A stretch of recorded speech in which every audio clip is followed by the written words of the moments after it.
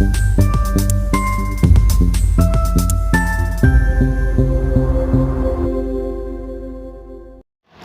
everyone, I'm Dania Faiza Salsabela with student number 2302040092, and in this video I will tell you of what I have learned after listening to the contemporary topics by David Bickler and Neil Murray, especially to the fourth topics which talk about the art of marketing in globalization.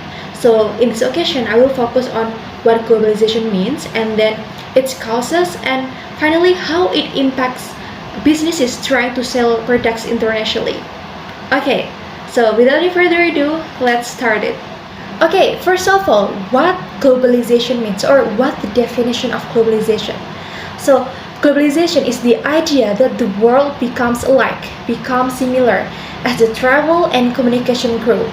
People from different cultures across the world, they start to share the same lifestyles, such as the products they buy or the trends they follow.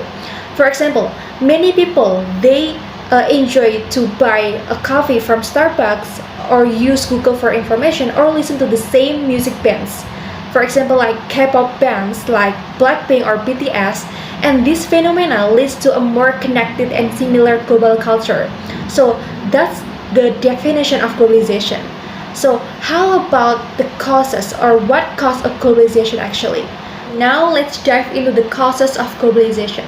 So there are three main causes: flight, news and entertainment, and lastly is politics. So the first cause is flight.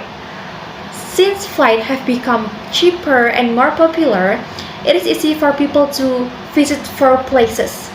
For example, tourists explore new destinations, and business people, they meet face to face across continents.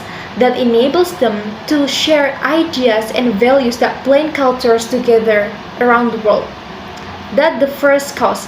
The second cause is the news and entertainment industries. So these industries, such as TV shows, movies, or music that are watched worldwide, create a global brands that appeal to everyone because they tap into universal human experiences, like for example, love, struggle, or joy. And besides that, there's also advertising.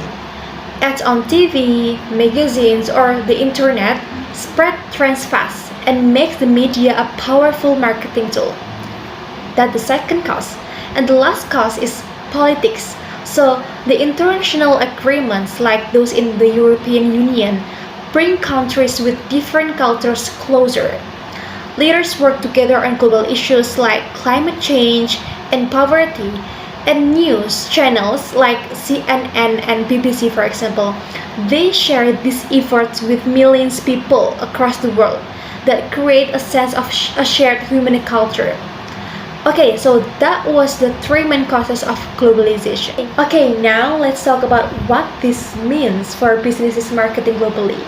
So, globalization opens up new markets, but unfortunately, success is not guaranteed here. So even though people share common needs, but local cultures still matter everyone. So one challenge for a market in a globalization era is that companies must tailor strategies to local preferences. So the product may be a global hit, but it needs to appeal to a specific local taste. But another challenge for markets in globalized world is communication styles. So there are two styles of communication: high context cultures and low context cultures. So in high context cultures like in Japan and Mexico, ads rely on visuals and emotions. For example, there are luxury car ads in Japan with stunning scenery and music but containing few words. Meanwhile, in low context cultures like in the US, these kind of ads are more direct and tend to be more explaining features more clearly and directly, with less scenery and visual. Alright everyone, so let me share with you two examples of marketing gone wrong in terms of local culture. So the first example is how a company tried to sell instant coffee in France, but unfortunately it failed because, as we know, that French people enjoy preparing a real coffee, so it's part of their routine in French culture. The second example is a Campbell's soup lost a lot of money when it launched condensed soup in the UK.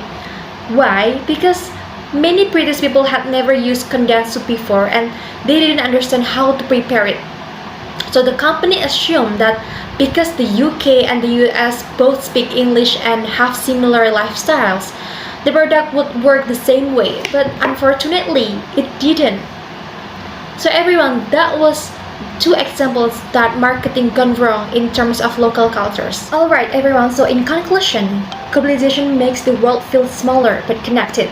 While globalization gives businesses more chance to grow, the marketing can be tricky actually. So businesses must balance universal appeal with local preferences and communication style to succeed.